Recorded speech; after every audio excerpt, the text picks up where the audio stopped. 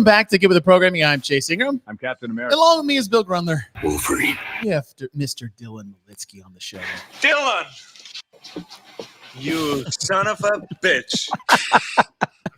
I can't wait till my son's in like high school, and we're going to do that every time. Every time. Like every time he comes in the door, anytime, every time I see him, and it's been like just going to be constant. He doesn't know it yet, but that's what. Has he seen that before other than the? Oh, no. I mean, if I showed my 7-year-old Predator, that would be You'd be dad of the year. What are you talking about? I remember vividly the first time I saw something like gruesome on TV. The first time I saw a dead body was Star Wars. What? Yeah. Remember when Luke went off to find the droids and they found the Jawas murdered? Oh, you mean like the road all over the ground? Yeah. And so like the burning skeleton on the ground, that was the first like dead thing I saw. How old were you? 5. Oh. Yeah. I was really into Star Wars early. Like I learned how to read from The Empire Strikes Back. I watched it every day for a year. My little nephew, Jim's little son. Yeah. Same, like that's how they're learning to read is The Empire Strikes Back. My mom would read it. Me book. Then I had to learn how to read fast because that like when I try to read it for my kids, I'm like, damn, this shit like moves. I need to. So that's how I learned it. But I remember my dad was watching Predator 2, and I like snuck out of my room, and I'm like looking. And Predator 2 is like they're in the meat locker scene where they're all hiding, and he can't see him, and then he like throws his blade through all the like rib cages and then hits Nick Nolte and cuts him in half. I was like, what are you doing down here? It's like, I don't know, but I'll never forget this moment of my life. Clearly, 40 years later. Hey, Dylan, thanks for joining the show. We are going to talk everything TYR Wodapalooza SoCal and exclusively the TYR Cup. 10 events are on the board. We'll go through them. We'll look at the teams, but we're just 3 days away? 2 days Wednesday. away. Yeah, coming in hot. So coming in hot on Friday. Last year was the first year of the TYR Cup.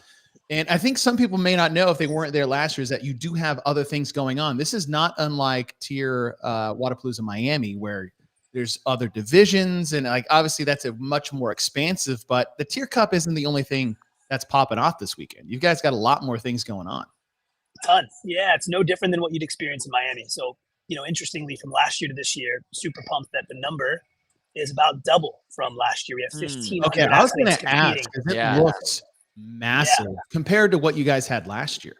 Yeah, last year was just shy of 800 athletes, and then this year is going to be at 1,500. So not quite double. And when you're looking at like tickets and everything, the number is up there. We're 25% above year over year. So like, place is going to be jam packed, bumping, and I've had a chance to visit a bunch of gyms in the area and looking the difference between last year and this year. I think obviously now it's established. People got to watch the documentary that TYR produced and are excited about the elite competition. But I think people out here, despite how much we'd like to think that people know the Miami event very well, being based on the West Coast, a lot of them didn't know what to expect. So now that they've had their friends, their family compete, people from their gym, now the word's out. And that's now everyone is making sure that they mark this weekend to be down here. So yeah, definitely a different vibe this year. The hype is real going into year 2. I know that it seemed like there was a lot more talk from regular CrossFitters about wanting to come out there. I know that I have a couple of people from my gym that are joining up on teams, or teams from like other friends are kind of going down there and having some fun. What does that look like for them? Like, all we really got to see on the broadcast obviously was the elite level. We watched the inside of the stadium there when they're that outdoor stadium that they had set up. And the only way I knew kind of the other events that were happening was by what people had on social media or what they post. What does it look like down there? Like, what does the scene look like? I know what Miami looked like. It was gargantuan. What is it? What is this one going to look like? I'm going to give you a link to you if you're able to pull up, called HB Cams. I don't know. I'll send it to you in the private chat here. So I think one of the coolest things that you can go on in real time and check out and see how the build's going, because there's views next to the pier. Dude, I love surf cams like that. Hold on. That is awesome. So the build itself, it's the same because it's on the beach. It's just north of Huntington Beach Pier at the intersection of Main Street and the PCH. So like the most robust packed tourist-centric location in what I feel like in SoCal. So there, that top left one is probably a good. They've changed the positions of the cameras a little bit, but you can see like the start. That's like the edge of it, and it continues north. So the right there is north. Oh hell yeah, dude! So the stage is just behind that. There you got Asian Flavor Punch. All the brands and everything are off to the right. So there's two primary stages. We have what we've called the tier pier stage. That is your traditional floor, like what you saw in Miami, with flooring, dueling rigs on either side, 20 lanes total. On the opposite side, which you can't see, is our beach stage, Jim Reaper's beach stage, that has an A-frame rig and a long stretch of sand. Then on the opposite end, we're going to be utilizing some logs for some hurdle type stuff. And then in the middle of that is a big mishmash brand expo with experience type areas. With we have what we call our 511 Experience Beach with a bunch of stuff. And then on the back side, so in the middle and the back, we have our newest version of the gauntlet. So if you've ever been to the event, we have this version of what I was inspired by the Lynchpin Monster Mash years ago, like back to back to back. That one is now going to be 3 stations. It's again, last year I think we had 250 athletes in Miami. It gets like 500. This year we've doubled that number as well. You can just not see it there, just miss it. And on the left, back and right, it's 3 stations, 3 scores, 1 for each individual section, and then 1 for the total time. So the whole thing's chipped. And so just another opportunity for folks that maybe aren't competing in the whole weekend to get their feet wet with competing. Dude, I like this picture right here is just making me smile so huge. Like I'm looking at the surf. I mean, that's an iconic pier. I see boats out in the water. I see a fire truck down at the bottom. I see the white tents that always get put up during the tier Wodapalooza stuff. Dang, dude. What I like here is, I guess I gotta get off this. Is like, can you see my mouse? Is that yeah? You guys have like a stage here where you do a lot of talks and stuff, right? Yep. That's the experience. That's not the right thing, but like there's seating here and all these opportunities to do a lot of breakout of it. Man, you're right, Bill. Man, I can't wait to be. That's there. Cool. The cool thing about that stage, right, is there'll be seminars and things, but what you don't see, it's not set up yet. We partnered with WZA, so they're going to do a meet, and they're going to have 4 platforms on either side, 2 and 2 on either side of that experience stage. So Saturday and Sunday. Yep. So, and then one other probably interesting caveat to the event is that unlike Miami, the entire footprint is open to the public, except for the areas and the seats to watch competition. Really? So that means anybody from any gym could come down, go and check out what's going on the experience stage, seminars, workshops, WZA. Go and peruse the vendor village and shop your favorite brands. Participate in the gauntlet if you want to sign up for that as well. And then again, the only thing you need a ticket for is to go into the stadiums and watch. I would just sit on the pier the whole time. Oh, dude, bro! Last year they had fencing with tarp. Holes, climbing the fence and ripping holes through it. Like everybody was trying to get a piece up from the pier. That's funny, man. That is super cool. Can I drop that link? Yeah, it's just sure. Cam, right? Just HBCam. Here, I'm dropping this in the chat. You guys want to see the build take place? You just guys follow this link. That's so badass, man. That looks so nice. Yeah, I can see why you stay in California, Bill. I mean, we have a lot of goofy things, but the cool things are pretty cool. Oddly enough, though, Huntington Beach is an area where I would actually be okay being for a variety of reasons. Right. But Dylan, that's so cool. And to just loop off of that is like what you guys have coming up on top of the 1,500 athletes competing. That's incredible. But before we get into the tier cup and the teams and stuff like that, is like, I know last year was a huge undertaking and a huge gamble to see is like, hey, can we do something in SoCal? Can we bring a invite team competition, a little bit like the Invitational, but with our own flair? Can we try new formats? I applaud you guys so much on what you did last year. And I remember me and Bill recapping the weekend last year. And I thought my takeaways were, I hope everybody saw this and realized how great this can be, and they show up next year. And it feels like that's the case so far. I would agree. I think, when you're starting an event from scratch, it's understood that it's going to take about 3 years to really get it off the ground.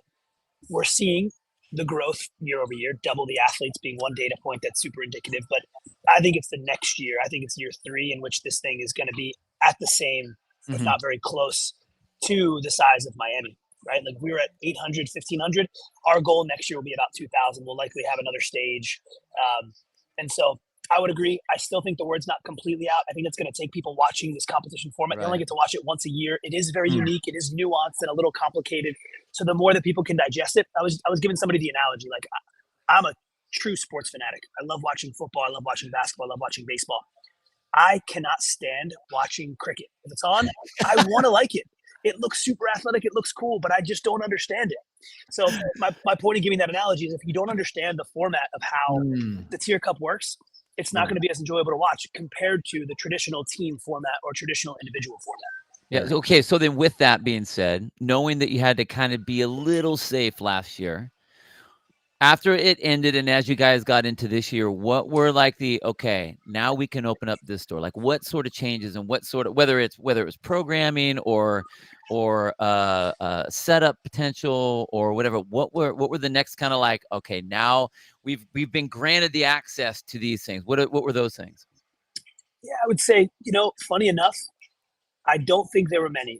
This event, we were conservative, mainly because, again, you were coming out of the games, but it had been being worked on for a very long time. You're talking about it was like 9-10 months in the making of actual saying, hey, we're landing it. It's going to be in Huntington. This is, but like you're talking 2 years in the making of finding a location in California, doing all that. But I would say one of the criticisms you hear in the sport is when there is a lot of change. And so with that, we wanted to keep things very much the same because we can't build a story and heritage and storytelling compared to last year if we keep making tweaks and changing things. Yeah. So like I would say the only couple of changes, one, we've definitely opened up the programming playbook and doing some things that we wouldn't have done last year. It's pretty obvious. We'll dive into it. And then the other one was with a 2-team format, especially when there's 2 teams going head to head, there's an opportunity for teams to sandbag if they're behind because they know the other team already has the win. So why would they finish? So we've added a few points in certain events that are going to incentivize people to finish under a cap or hit a certain target so that they're not able to sandbag. So there's almost 2 people they're going against. They're going against the team they're trying to beat, and then they're also going against themselves in the cap. They can't just give up. That's not for every event. It's only the events that behoove themselves where there is the opportunity that could happen. Nice. Well, hey, I'm excited, and let's we'll get into it, and let's start with Team North America. So you have Emma Lawson, Alexis Raptis, Olivia Kerstetter stepping in for Alex Suzanne. Jason Hopper, Dallin Pepper, Justin Medeiros. Team captains are Danielle Brannon and Pat Vellner. And I'll just ask the question right off the bat is why do you guys hate James Sprague so much? I'm happy to answer that one. I just can't stand him. No. Look at how happy you were to ask that question. That laughing. I would get so much flack if I didn't, jab you a little bit here. I was like, all right, you got 1 games champion, 2 games champion. Oh, there's no third. I got you on it though, but I would love to respond to it. First off, I hope that doesn't get clipped where I said I can't stand him. No, come on, bro. This isn't. Somebody might. It's the internet. But no. So to tell you, because we have so much planning to do, and there was a lot of noise going on with the sport in general, and a lot of things happening, we had to make a decision. What's going on, buddy? How you doing? There was a lot of things going on. We wanted to secure the athletes early. So we made our invites 2 months before Miami this year. So with that, before Miami. So yes. Wow. James had won the games. There was a lot going on. It was going into the games and on the tail end of the games in which those invites started to happen. And then from there, WZA happened. James was not part of that list. And then he won. And we're like, oh no. We started to have this, but the team had already been committed. And then as time went on, just because they asked it happened so early. 100%, if we were to make the invites right after WZA Miami, James would have been on the list. There's no question about it. And me and James have talked since, and I hope he'll be part of future editions. I love James. I think he's a great ambassador for the sport. It is what it is this year, unfortunately. Oh, fair. You gotta get multi-international North America, so Pat gets the pity invite. We get it. Team captains. Who chooses the team captains again? Is that a fan vote or is that a team vote? Public vote. Oh, okay. Yeah. Ooh, nice. And Vellner ran away with it, frankly. I don't know if we gave out percentages, but compared to every other captain spot, he took it away by a mile, which was interesting. Oh, wow. Interesting. Okay. So Team North America.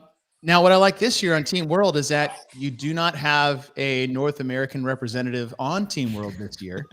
Is that you have a full Team World team. Geographic correctiveness. Emmett's, Brent Fikowski's, whose nationality is up to the highest bidder. Competition. That's true. And you have Emmett Hall, Amy Kringle, Grace Walton, Roman Krenikoff, Jay Crouch, Guy Majeros. Team captains being Tia Claire Toomey and Ricky Garrard. As you said, it was the fan vote that got those team captains there. This is a good squad, man. This is this is a last year's team. bruiser world team. Like going into last year, I think everyone can sit back and be honest, is we're like, man, how bad is Team World going to get thumped by Team North America? Now they had their due. Like they put it up, they put it to them. They had to make Team North America like, hey, you can't just like walk over us completely. But this whole revamped Team World team, like this is a solid squad that you guys put together. Yeah, 100%. I think what makes it a little more difficult, though, and it's the uniqueness of the format, is that you do have specialists, and there are spotlight style events that we'll go through. That if you don't put the right people in the right spot, how the outcome of the weekend looks is not so definitively defined. So I don't know. I hear you. I think on paper the names are amazing. When you start to look at how the events shake out, everyone is saying Team World's the favorite. I'm not so sure. I think it's a little more even than people are giving credit to. Yeah, I like it. And, Bill, you see this lineup come out. Like, what are you thinking right off the bat? Oh, man. Well, that's what I mean. Like, I look at it and I was just like, it's one of the coolest things I saw last year that I mean, like all the athletes, what they did, watching Dallin go against a Fikowski, like on the runner, like there were some amazing things like that. But one of the coolest things that really has been a transformation in my mind on a switch almost has been Tia. We already know how dominant of an athlete she is and still is. But the way she was as a coach last year was unbelievable. Like it's rare that you see an individual athlete that's so dominant that then can kind of still do what they need to do, but give everything to your team and fire them up and put them in the right place and have a smooth, cool, calm, collected kind of mentality when they're coaching and keeping people fired up. Seeing that was amazing. Seeing her here again with this team and sitting in that captain spot again. That's what I mean. Like when I saw the list, I was like, oh, okay. Yeah. And then you got brawlers like, having Ricky there as a cat. Like, dude, I don't know, man. It's tough. It's going to be great.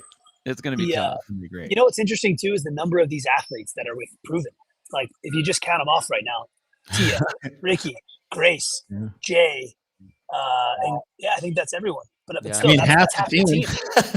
So man, that makes me wonder. That's a good games team. Like if that was what's actually funny is that whole team would be an invitational Oceania team. 100%. Yeah. and then the question though for me is, how is Tia within that camp? Like they were training a couple weeks before the games all together in Tennessee, but does she take the role of coach athlete in the camp when she's training with all these guys and girls? So I don't know, just something to think about. Is this carrying into this event? I think from as Bill said, is from what I saw last year, is that whenever Tia decides to step out and retire, like she's going to be such a huge asset to that camp. Different than not to say like the guys like between Rich and Matt, because obviously Rich kept going for a long time after he retired from individual competition. So his focus shifted a little bit, and the way Rich operates is so kind of go with the flow. Is like, hey, who wants to work out today? It was like his training plan for a decade, where Matt tried to recreate Matt. And I don't think that was the best decision for some of those athletes, but I'm excited to see what Tia does. All right, let's kick this off. Event 1, Echo on Fran. Didn't we see this at a TYR Wodapalooza Miami individual 1 year? Mm-hmm. You have twice, actually. Okay, there it is. There it is. I would, what is this?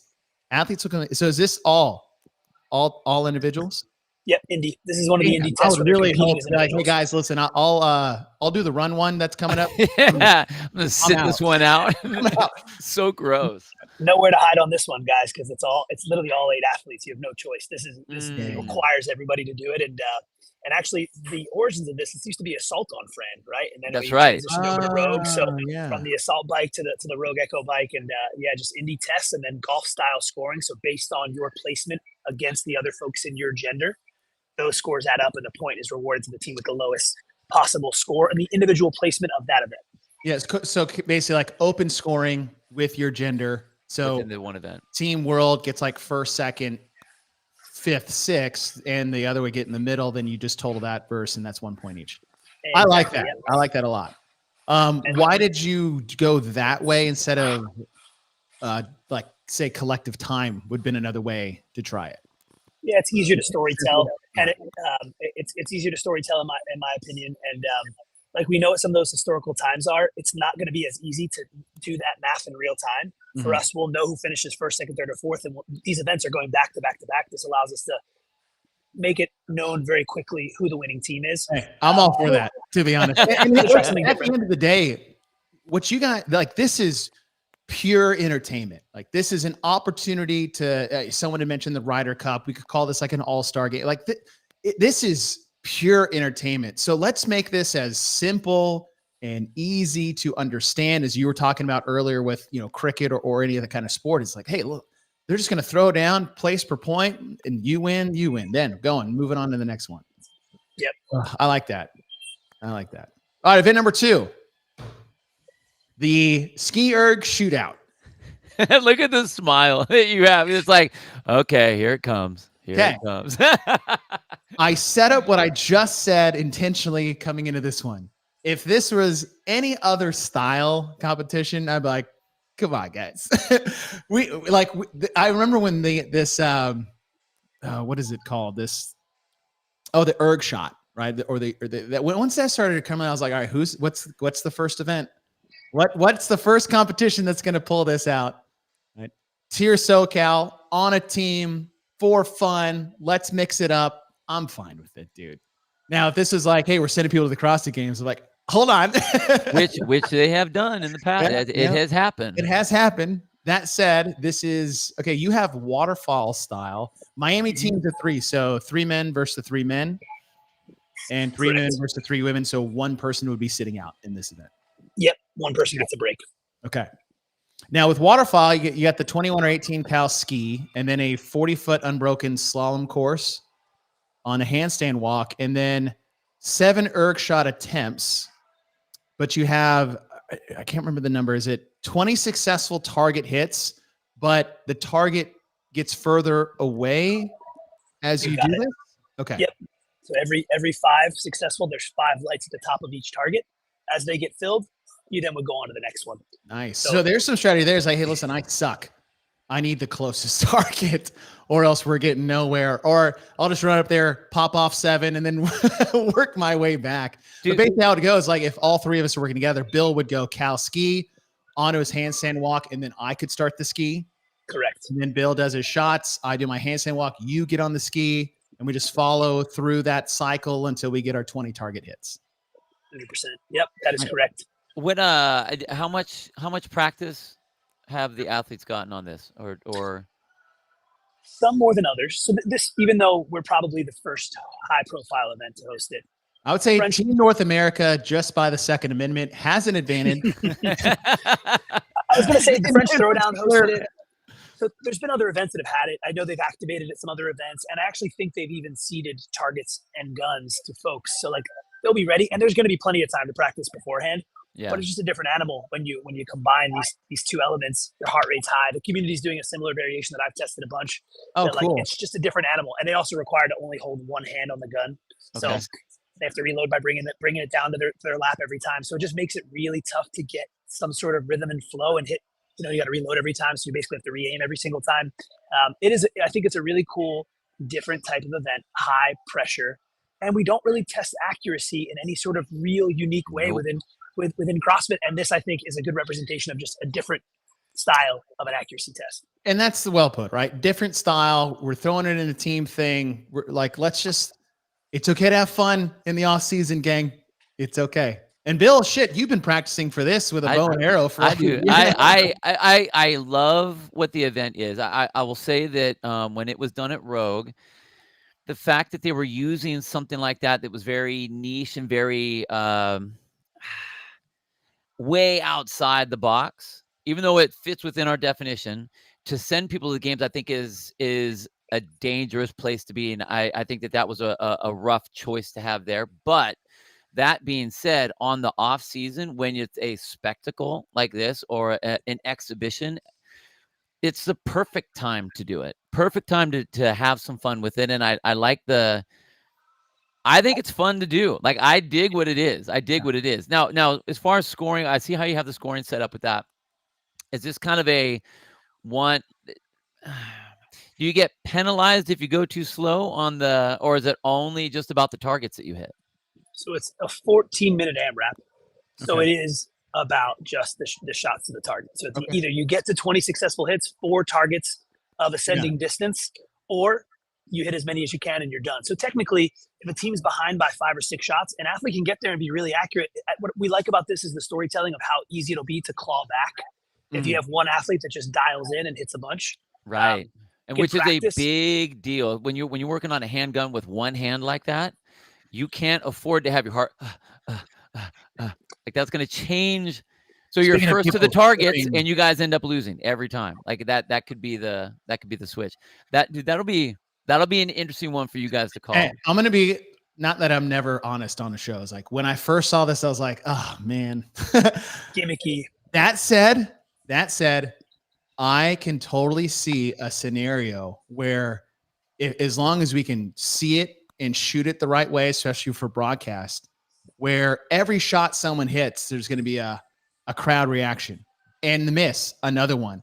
And if it comes down to like 2 or 3 at the end and just mano a mano, just trying to get, like, there's going to be some there's soccer penalty shots right there. All soccer game comes down just to the penalty kicks. You know, I've come around, Dylan. I've come around. I still think it's fun. This is why I try not to tweet or post on Instagram initially. I just let it ride. So I'm excited to see that. All right. The Oly Show had something similar to this last year, where there's an Oly showcase of the clean and jerk and a snatch. Now is it 2 different men and women doing the snatch and 2 different men and women doing the clean and jerk for total load? Yes. Okay. Yes. Then is this the same male and female or new ones for the speed? No, so is everybody essentially getting a assignment on the team in this event? Correct. And I think, it's funny, Bill asked early on about what were some of the key learnings. I think watching everybody get a chance to Olympic lift and do something that puts on a show, we wanted to make sure we got all 8 athletes in the mix for that. So you have a 1 rep max snatch, 1 male, 1 female from both North America and Team World for load. Then a 1 rep max clean and jerk, 1 and 1. Can't be the same person, which is another game in and of itself. Then, so that's for total load. That's worth 2 points. Is that correct? Correct. Yep. Okay, 2 points. Then fastest total combined time. So here you do combine the times. Is a male and female, male race on Isabel, a female race on Isabel, then a male race on Grace, and a female race on Grace for time. Correct. So also, it's actually 2 points though, Chase. It's 1 point, the total times of Isabel and Grace, and the total loads on snatch and clean and jerk. So it's all 4 combined combined loads and all 4 collective times. Nice. Dude, I'm really excited to see some insane Isabel and Grace times. Me too.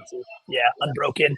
And then also the strategy on this, right? Like, he is going to put on a show with whatever barbell he touches. Right. But is he a better barbell cycler, and does it make sense to put him on Isabel or Grace? Because he's going to go unbroken. Like, there's so much strategy at play here, considering what they're coming off of. That's what I think is most fun about this. Dude, it's going to be interesting to see where he's placed, because where does he have the best shot to do well? I mean, barbell cycling, cool, but everyone's good at barbell cycling. Yeah. You know what I mean? Probably put him on the clean. Probably put him on the clean and jerk. Him and think about the big weight. Where's he really gonna outlift some? Where can he get up way above? Is he gonna do more against everyone on the snatch or more against everyone on the clean and jerk? Like that, those are gonna be expensive pounds. And again, it comes down to your coach and how they strategize, and are they using weights? But you also have to look at the difference between, okay, what are our females going to do? Like, hey, maybe we're 40 pounds back on the snatch, but only 20 on the clean and jerk. We might need to throw gi over there just to offset what our females are going to do. The Olivia other cool. Being, Olivia. The other nuance here is the declaration. So they have to commit to who's going to do these events the day before. So we're briefing on Thursday. That's tomorrow. Daniel, some of the athletes just walked by. They're just getting it now. So by tomorrow night, they have to declare which athletes are doing Friday's events. But keep in mind, another nuance is that they have 2 substitutions on the whole weekend. So if they get into a position and we announce, both teams know who's doing it, and then depending on how close it is, they can at the 11th hour decide within 5 minutes of this event, say, hey, that's cool. That's cool. But you only get 2 of those the whole weekend. It's like real team stuff. Chase, we've been talking about that kind of stuff for so long. Have a team. Let the teams be a team. That's cool. And I love the limit too. It's like challenge flags in the NFL. Exactly. Nice. Okay. All right. And that's Friday night. Is that correct? Closes out the day. Yep. All right. 4-leg relay. Athlete 1, 300-meter open water swim. Athlete 2, 3,000 or 2,400 meter ski. Athlete 3, 4,000 or 3,200 meter echo row. Athlete 4, 4,000 meter beach run. It'll be the men, or what is it? Male. Okay. So CrossFit Games team. So 2 men, 2 women versus the other 2 men, 2 women. They can pick whichever one they want. Is there a specific order they have to go in? They can assign any of the 4 athletes to any of these legs, meaning you could have a guy going against a girl on the swim. You could have a guy going against a girl on the ski. Mixed team, however they want to place, which the cool thing about this, you don't have a lot of opportunities where men compete against women in the same type of workout. In this one, the leg specifically. So that's another one strategically. Who are they going to put in the water? I could very well see a woman swimming against a man or running against, a different gender. So that's the layout. Hey, thanks for putting swimming in there. I was about to say, thank you for putting swimming back into the competition. It needs to be there. Yeah. It needs to be there. I applaud you for that, and I can't wait to watch. How did you guys get to the distances, differences on the ski and the row?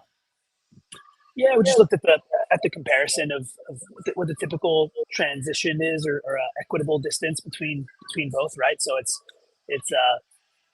what you would typically see in a gym. I know you don't typically row 4,000 and 3,200, but when you're looking at like the equivalents of cows on a row or a bike, those are, in my opinion, those are pretty much typical, right? It's 75% on the Ski Erg, and so 80%, excuse me. And so, we thought that was fair. And looking at some of their times and some other events, like the games, for example, on the row, like we looked at some of those comparables with some of the top athletes, but it's going to be so different from athlete to athlete. The good thing is they're all fresh when they're hitting each of these legs.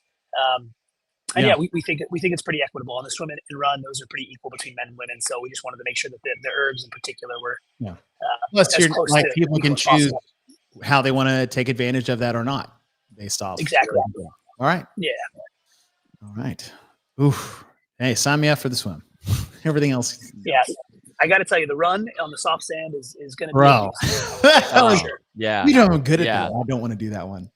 All right. Event 5, min to max. These are spotlights. So this is pairs, male, female pairs. Correct. And is it just 1 pair per team or 2 pairs? So 1 pair. So, hey, Chase and Dylan, even though, all right, I'll take the lady spot.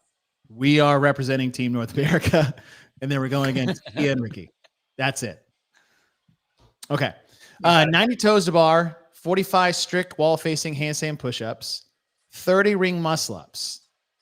But you are alternating minutes with the teammate. So I work for a minute, and I do as many toes to bar as I can. My minute is up. I kick it off to Dylan. He does as many as he can in the minute, and we just race back and forth, minute until it's done. Bingo. And if you split that minute somewhere, like let's say Chase, I Dylan gets done with the toes to bar and it's in the middle of that minute, he goes right to the handstand push-ups and he starts going right there. So it just continues that way, right? Yeah. Correct. Chipper style. I dig that. I dig it, dude. I don't think I've ever seen that kind of a alternating format. Usually it's either bulk work is like, hey, let's just split it the best we can and then we just go, or it's you're only allowed to do 15. I'm only allowed to do 15. And then we're just stuck in our ways. But with a minute, I mean, listen, you make me do a minute of toes bar. I'm probably a poor example in this. You make one of these athletes do a minute, they're going a minute straight nonstop. Yep. And then they'll go back. But then when they come back, they're like, you know what? I feel a little bit different on this second minute than I did the first minit. But then you do the math game as like, all right, how many can I do in a minute? Maybe they should probably, honestly, they should be practicing this prior to. It's like, how many toes bar can you do in a minute? I was like, I don't know. Let's find out. It's like, all right, I can get 37. All right, well, that means I can do 33. So 37, 33. So that's 70. So we have 20 left. All right, well, it's pretty much the same, but I'm really good at handstand push-ups. So I like to get there. Right. So you have to figure out how many minutes you're going to be on there so you can figure out what movements you're going to get. Yeah. Nice. There's quite a bit of traversing too, right? They're not just going to stay in one place. They've got to go to they have to factor that into the equation as well. They'll see that when we go over our brief shortly. But in general, we really like the idea. If we talked about doing synchro, but then it's not truly a spotlight event where one athlete showcased at a time per team. Yeah. So this allows that. And I also really like that max rep, like, that test of really seeing what these folks are made of in one all-out minute. I do think people are going to go for broke, rest for a minute, and be able to hopefully recover to at least 80%. Yeah, the intervals, the interval setup of that's going to be awesome. Yeah. You better have a judge right there and be like, time's up. Well, and it's different. Usually when you see something like that within a team, you have multiple players. So you have 3 people working and one person's out, and one person's doing a hold or whatever it is. Right. But you always are kind of tending to your weakest link rather than, okay, my job when I'm going is I need to go full send and then rest as hard as I can on that minute. It's cool. Well, think of the core and the toes bar, then you're blowing out your press, and now I got to do now you got to do muscle turnover and a ring muscle up afterwards. Right. Now these people are freaks and they'll probably be fine, but intensity is a wild thing when it hits the weight. I mean, think about what running Isabel was at the CrossFit Games this year. Yeah, intensity reared its ugly ass head and turned into some ugly snatches. So I'm good. I like that. I like the minute thing. All right, event number 6, uphill battle. Alternating male-female pairs. Now it's CrossFit Games format, so you have 2 men, 2 women on each team working in male-female pairs. Partner deadlifts. It's your favorite right there, Chase. Yeah, I'll be honest, I don't know what partner deadlifts. I heard you say that one before. Yeah, I like it. I also want to see Turkish get-ups. So, I'm nothing but consistent when it comes to that. All right, so I'm not a fan there. Partner bar facing burpees. Now, is it one partner goes, the next partner goes, or how do you same jump? No, sorry. Male female pairs will alternate to complete a couplet. So is that you do 1, we do 2, you do 3? I do 1, you 2 do 1. We come back out and do 2, you do 2. So it's alternating again. So 1, 2, 2, 3, 3, 4, 4. Got it. In the pairs, right? So synchro for both, and yeah. Okay. Once that's completed, 1 to 7, the total team. So now you guys have the long 4-person deadlift bars from the games. Mm-hmm. Yep. 28 deadlifts, 28 team bar facing burpees. Done. Okay. Another interesting nuance to this one is that we have 2 CrossFit Games team format events. So the team that morning did the 4-legged relay cannot do this one. So all the athletes have to be different. Shit. So another strategic element, you have to decide who's doing this one, who's doing that one. And that includes a sub. If you want to pull somebody out, well, then that's going to have to swap later as well. Can you use this? You could potentially use a sub here. Is that allowed? It has to be the different athletes from the first part. So it has, no matter what, you can't use these 4. Yeah. Bro, come on. That's old school regionals right there. Teams of 6 where they had the pairs in the morning and then the 4 who didn't do the pair one in the afternoon. Yep. Got it. Yep. Got it. Yes. Dude, we've been saying that with the games format. Is like, dude, do a mixed pair event, and do another mixed pair event, but they can't be the same people. Yep. All right, Dylan.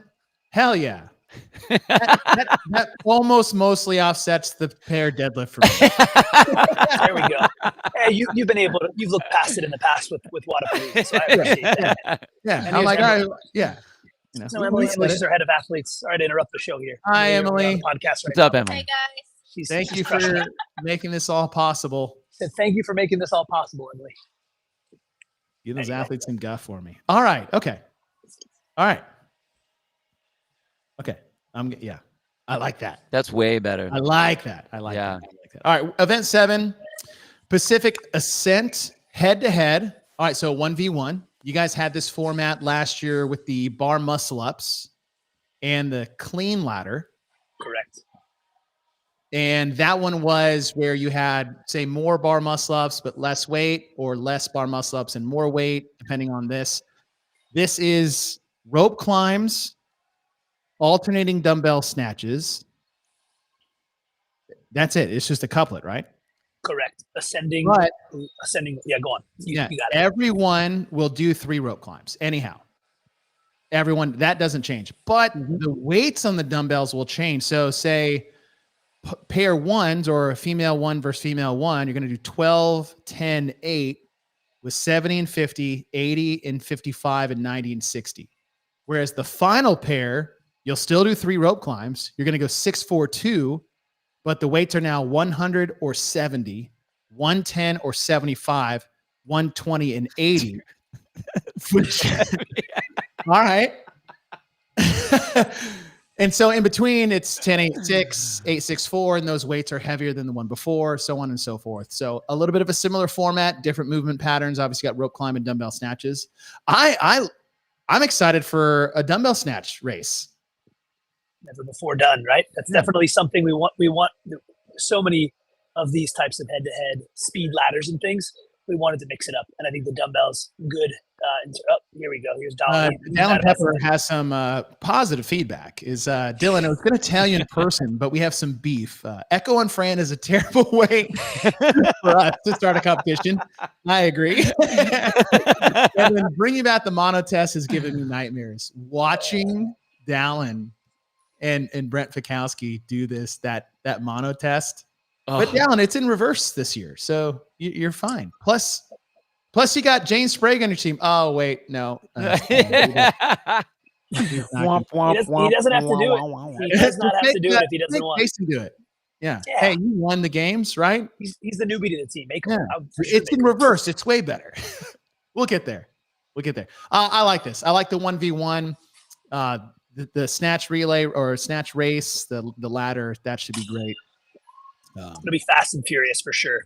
It'll 100%. I like it. And the rope climbs all staying the same. Just do it. So, all right. Sandy Delivery 2.0. Speaking of a callback, is last year you basically this to me, I call this like an Adrian Bosman special. This is akin to maybe like the sandbag move in 2010. Bill, when did they bring it back? 2015? 15. Yeah. Was it 20? Yeah. And where it's like, hey, take all that shit over there. Put it over Move it over there. And then ready to go. Bring it back. Which, oddly enough, not necessarily oddly enough, like you think about just grunt work, old school. Like if CrossFit were around in the Stone Age, that's basically what we would do is like, hey, just move all that over there as fast as you can. Long, large loads, long distances quickly. Yep. Right. And so that's what this is. You got a giant collection of weights and implements and hey, take all that, put it over here, and then bring it back. Is that essentially how it's going to go? 100%. So last year it was a buy-in of a heavy jump rope. Oh, that's right. I forgot. Or you could have anybody do the jump rope and release athletes to go work. This time it's 10 log facing burpees. Once they finish, they can then start delivering things from one side of the field to the other. Once they're done their buy-in, the next athlete can come out and begin their 10 and so on and so forth. So if you go first, you're going to be doing a lot of work for a long time. If you're going last, you've got to really pick up the slack and sprint and get as much done as you can. But 2 rounds per time. So you're delivering it one way and then delivering it back. Okay. Log facing burpees. Yeah. Each. Nice. This one, go on. No, you're good. Go ahead. I was going to say that, interesting. This is one of my favorites. Best. I didn't see the, I know that tiny little thing right there. I don't know why it's so could small. they make that any smaller than that? Just didn't want you to know. It's a small vest. I would say that this one last year got a lot of mixed reviews. And one of my favorite, I heard from a lot of people that thought it was one of the cooler events. I think we saw some of the most creative strategy for the teams. One athlete carrying the worm last year. Nobody thought it could be done. But I think it was either everyone's favorite or their least favorite. And so now bringing it back in this format, I think gives another chance for it to be received by the athletes doing it and the folks watching. It's so easy to understand. I think this variety is going to be even better than last year. What's the distance between when you go from one side to the other side? 120 feet from one end where the flooring is and the A-frame rig that's on that stage to the other end. So, and it's in the sand, right? When they're taking the stuff across? Correct. So I'm wondering how many people paid attention to the TYR Wodapalooza when they were pulling the sleds to see what or moving the D-balls. or moving the D-ball and thinking about what the sand's going to look like as you're trying to move back and forth and trying to be smart about which direction you are stepping or moving or whatever, if you haven't moved in sand very often. Dude, I think that I dig it. I love just, all right, here's a test, ready, go, make something happen. I like the Castro callback. Oh, you guys hated that? Screw you, we're doing it again. Right. Some people loved it though, so I think the people watching it enjoyed it more than the people doing it. The people that do it, the reason they don't like it is because this is something that they have not tested. So they don't know what their barbell cycle rate is. They don't know what their lifting numbers are or what the percentages are. It's whenever there's a switch, no matter how trained you are, whenever there's a switch, your body, you don't just get to fall into routine. So you have to do something totally different. So like thinking about what you're going to carry, how you're going to carry it, what it's going to feel like. You don't have a frame of reference. And so all of a sudden now you feel everything. And I think that that's why people don't like it as much. But I think that will be a fun one to watch. Yeah. This is when Dylan Pepper really started like asserting himself.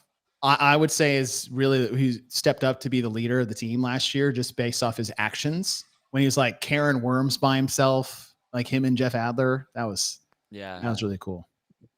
So, all right. 2 more. Sink or sink. This might be my favorite name. Try to get creative. Yeah. I don't think people are going to give the creativity here enough. Sink or sink. I like it. All right. So you have Miami teams of 3. So 3 men, 3 women. You have 35, 25, 15, cow echo row, synchro GHD sit-ups, synchro front squats. And then the rounds change and the front squat loading increases across the board, but there's 3 different weights each bar. Is that correct? Each round, so round 1, you've got 155, 135, 115 for the men for 15 synchro front squats. Round 2, it's 185, 155, 135. Round 3, 225, 185, 155. So it's always 15, but the 3 bars, which will always be different in weights, will also increase in weight each round. I got that? I guess one caveat would be it's 35 reps of each movement and then 25 reps of each movement and 15. So it's ascending load and descending reps every time. Yeah, of course, because that's how it's written. I'm an idiot. That's all good. I was trying to figure out how you were reading that. I'm like, listen, okay. I can't believe I just did that. Okay. Sorry. Yes. 35 of everything, 25 of everything, 15 of everything. Cow row, I'm assuming everybody has their own rower and they just have to wait for the slowest person to get off once they complete the cows. Okay. Yep. 100%. Yep. All right. This is Dylan Pepper. What do you say? What's up, Dylan? Good luck this weekend.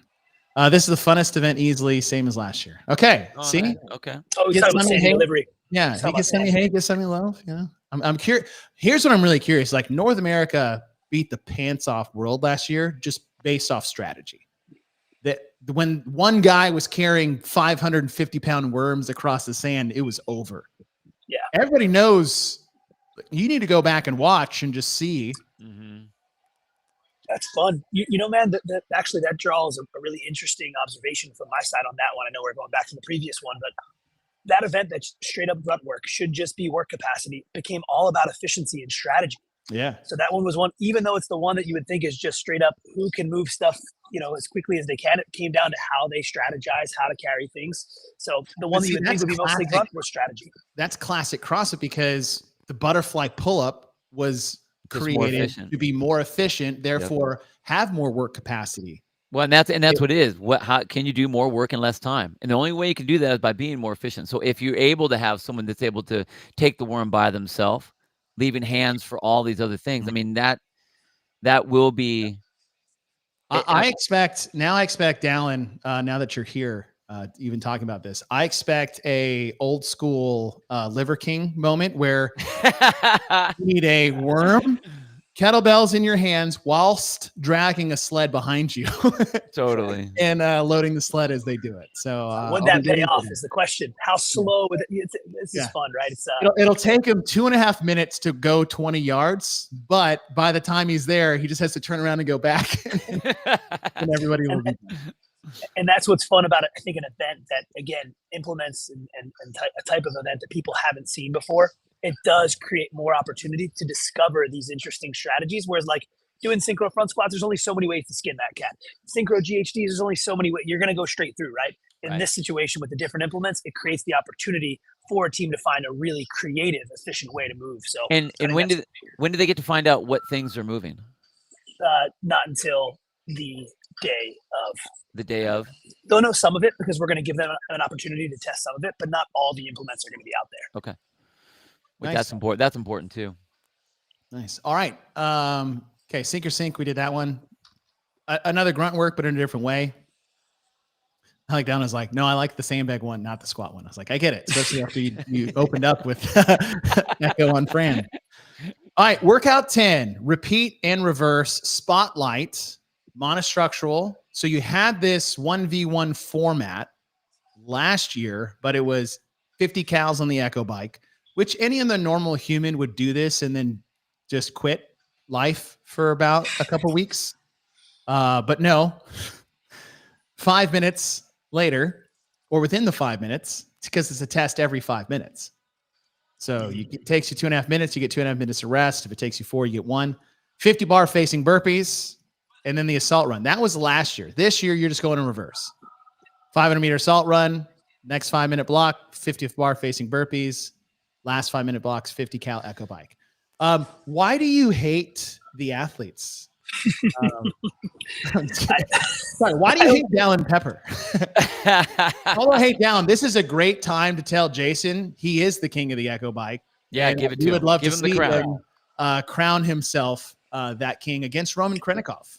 I'm just throwing it out there. The only athletes that are safe, guys, now that I think about it, the last workout 11, which is not announced yet, we're going to talk about, is the captain's test. So there's no way that any of the captains are going to be subjected to this. So really, the only off the hook. they could potentially, but it wouldn't be a really smart strategy in my opinion, right? So yeah, the other 3 men and 3 women per team they gotta figure out a way to duke it out. They gotta doing suck it yeah, up.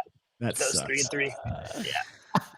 Oh my God. What I honestly, I think that the other way is way more painful. You think so? The reason I say it is because you need to have a little bit of balance left to be on the runner and to run. At least on the bike, you're just sitting there. I mean, granted, you're hammering, but you're sitting on the bike. So I think that that last run was terrible. You're already